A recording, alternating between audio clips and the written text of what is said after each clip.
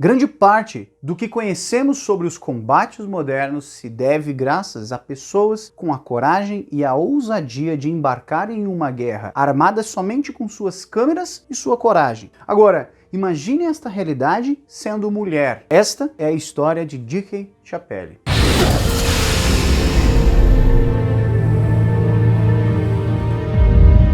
Você sabe como apoiar o Almanac Militar? É muito simples. Clique nesse botão vermelho aqui embaixo e se inscreva em nosso canal. Sua inscrição nos ajuda a continuar e a crescer também aqui dentro do YouTube. Outra forma é o Clube de Membros, o lugar onde você pode retribuir todo esse esforço nos impulsionando para muito mais. Sem falar que o próximo tema pode ser o que você sugerir. As 36 horas que antecederam o salto de D.K. Chappelle de uma torre com os Screaming Eagles foram aterrorizantes. Ela tinha 41 anos e estava saltando de paraquedas pela primeira vez. Entretanto, o medo nunca foi capaz de dominar essa correspondente de guerra, uma das pioneiras em seu ramo, e ela logo afirmou que havia sido uma das melhores experiências que alguém poderia ter. Com dezenas de operações em seu currículo, D.K. Chappelle foi uma das correspondentes mais experientes que alguém poderia ser. O ano era 1959 e Chappelle tinha chegado com a 101ª Divisão das Forças Aerotransportadas do Exército dos Estados Unidos em Fort Campbell, na fronteira entre o Tennessee e o Kentucky. Ela trabalhava como correspondente de guerra desde 1942 e havia noticiado dezenas de conflitos. Ela havia sido chamada por Fidel Castro de pequena e educada norte-americana com sangue de tigre nas veias. Havia sido detida na solitária durante a Revolução Húngara e confirmada com a primeira correspondente reconhecida pelos rebeldes argelinos. Após aprender com os Screaming Eagles, ela se tornou a primeira mulher autorizada a saltar em combate com tropas paraquedistas na Guerra do Vietnã. Durante o treinamento, Chappelle aprendeu que não era necessário fechar os olhos durante um salto, e ela relacionou essa filosofia ao seu estilo de jornalismo. Com o lema "Apenas você pode assustar você mesmo", ela realizou um salto de treinamento na Coreia no ano seguinte e então saltou no Vietnã, onde os Estados Unidos travavam uma guerra que se arrastaria por mais de 20 anos. Chappelle foi uma das jornalistas mais corajosas de seu tempo e certamente a mais experiente. Com um chapéu exibindo símbolos das tropas paraquedistas do Vietnã e do exército norte-americano, seus óculos de armação preta e seus brincos de pérola, ela chegou aonde outros repórteres jamais ousaram chegar e insistia em noticiar apenas o que conseguia testemunhar em primeira mão. Contudo, o Vietnã seria o último de sua lista de zonas de conflito, país onde ela se tornou a primeira correspondente norte-americana a morrer em ação. Anos depois, outros jornalistas relataram que as tropas aerotransportadas do Vietnã ainda se lembravam daquela mulher de baixa estatura que não economizava nos palavrões e que havia saltado com eles. Natural do centro-oeste dos Estados Unidos e com um jeito de falar rápido, o verdadeiro nome de D.K. Chappelle era Georgette Meyer. Durante sua infância, o seu herói, o almirante Richard Byrne, explorador do Ártico, foi a inspiração de seu apelido e ela sonhava em ser pilota ou engenheira aeroespacial. Aos 14 anos de idade, ela venceu seu primeiro artigo para o US Air Service Magazine, intitulado "Por que Queremos Voar?", e aos 16 anos se matriculou no MIT junto com outras 6 alunas mulheres. 6 anos depois, se casou com Tony Chappelle, fotógrafo da Marinha dos Estados Unidos, que na época tinha 40 anos, e logo se tornou seu parceiro jornalístico. Certifique-se de ser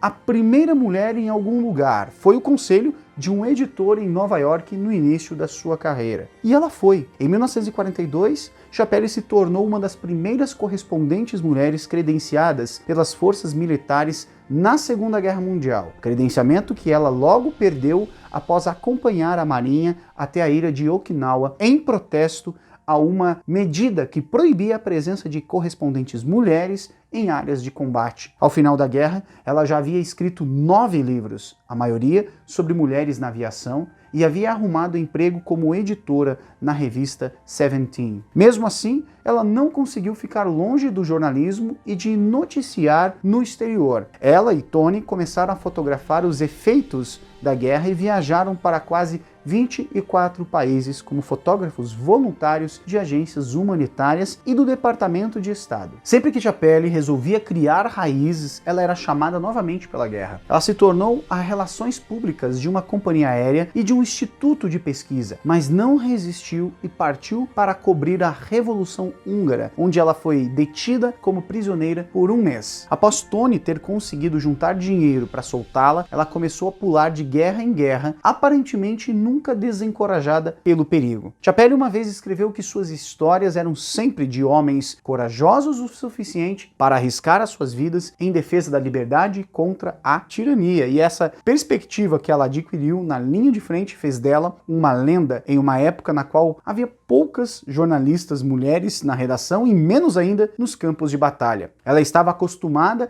a ser uma novidade nos escritórios dos generais e das unidades da Marinha. Às vezes, o fato de ela ser subestimada contava a seu favor. Ela vendeu um livro sobre treinamento militar ao seu editor ao realizar todo o teste de aptidão física do exército dentro do seu escritório. Contudo, o fato de Chappelle ser mulher não a concedeu nenhum tratamento especial como jornalista. Os Chappelles começaram a escrever reportagens para a revista National Geographic nos anos de 1950, mas Tony sofreu 2 ataques cardíacos durante o casamento que durou 15 anos. E conforme ele mesmo explicou ao seu editor, buscou uma vida um pouco mais sedentária. Quando trabalhavam juntos, Dickey escrevia e Tony ficava responsável pelas fotos. Após o divórcio, Dickey assumiu ambos os papéis na Guerra do Vietnã. Em maio de 1962, Chappelle comemorou 20 anos como correspondente de guerra, participando da ação de helicópteros que travavam uma batalha aérea sobre o Vietnã. Uma noite, 3 oficiais da Marinha se aproximaram dela para dizer que ela havia fotografado ou entrevistado os pais deles em Iwo Jima e Okinawa, 20 anos antes. Em choque, ela percebeu que estava cobrindo a 2ª geração de combatentes da Marinha, cobrindo novamente suas batalhas a meio mundo de distância de casa. Naquele ano, Dickey se tornou a 2ª mulher a receber o George Polk Memorial Award, o mais importante prêmio de valentia do Overseas Press Club of America. Ela havia testemunhado mais batalhas no Vietnã do que qualquer outro norte-americano, 17 operações no total. A importância das fotos que ela tirou no Vietnã está no fato de que elas foram tiradas aonde nenhum civil ia, ou seja, para além das linhas de telégrafo e das estradas trafegáveis. A Guerra do Vietnã havia dividido a opinião pública nos Estados Unidos e a cada relato de Chappelle causava uma inundação de feedbacks emotivos à sede do National Geographic em Washington, D.C. Freiras do Holy Family Hospital, no sul do Vietnã, descreviam as reportagens de Chappelle como uma das representações mais realistas já escritas sobre a guerra e representavam o que realmente estava lá. Em 4 de novembro de 1965, Chappelle estava cobrindo o 2º dia da Operação Furão Negro, uma missão de busca e destruição conduzida pela Marinha próxima à cidade litorânea de Chu Lai. A Association Press enviou um fotógrafo para acompanhá-la e no dia anterior ela havia apostado com ele que sua unidade seria atingida em combate antes que a dele. Ela perdeu a aposta, mas disse ao fotógrafo que venceria a próxima. Eram quase 8 horas da manhã e ela estava caminhando pelo acampamento e se juntando ao grupo de patrulha. Momentos depois, uma explosão atingiu o acampamento. A unidade havia caído em uma armadilha, uma granada conectada a um morteiro acionada por uma linha que atravessava o caminho.